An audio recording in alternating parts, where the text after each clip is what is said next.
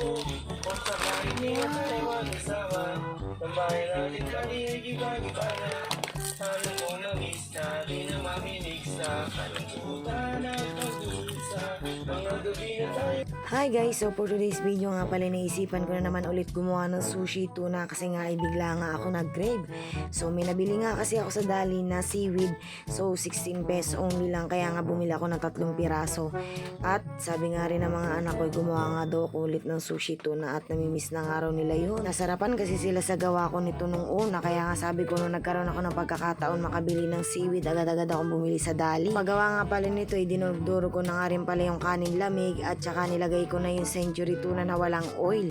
Then pagkatapos nilagay ko na itong mayonnaise at itong oyster sauce ang isinunod ko. Ewan ko ba kung bakit nga ganito yung oyster sauce na nabili ko, bakit nga kako parang toyo lang, so hinayaan ko na nga lang din.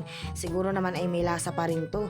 Then pagkatapos maglalagay na nga rin pala ako dyan ng paminta. Pagkatapos ko nga rin palang mailagay itong mga paminta, inumpisan ko na nga rin palang halu-haluin itong mga ito kasi nga excited na nga raw ulit yung mga anak ko na kainin nga daw itong sushi na ginawa ko. So halu-haluin na natin. Yan.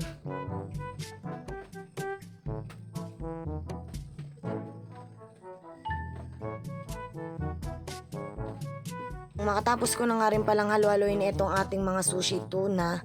Syempre yan, papakita ko nga rin pala sa inyo yung nabili ko na seaweed. So 16 pesos lang yan sa Dali. So nakabili nga rin pala ako ng 3 piraso.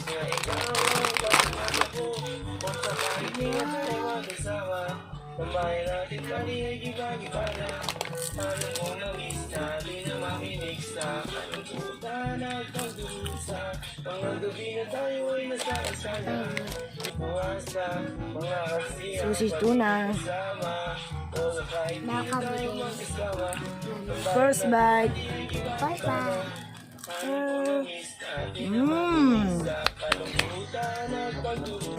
Bye bye.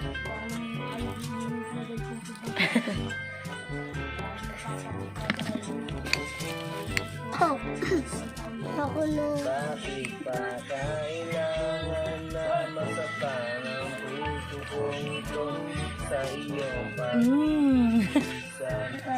At iyang siyang naramdaman, hindi na ba magbabalik ang lahat ng ating nakaraan? Dahil sa kahuli na ang lahat sa iyong paan. Mga sarap naman na yung itula. Wala ng relasyon na aking iningatan na ngayon ko lang naramdaman at aking naranasan ng umibig ng lubos at ibig ay buwan lahat tinatanong sa sarili kung hindi pa ba sapat ang lahat ng ginawa.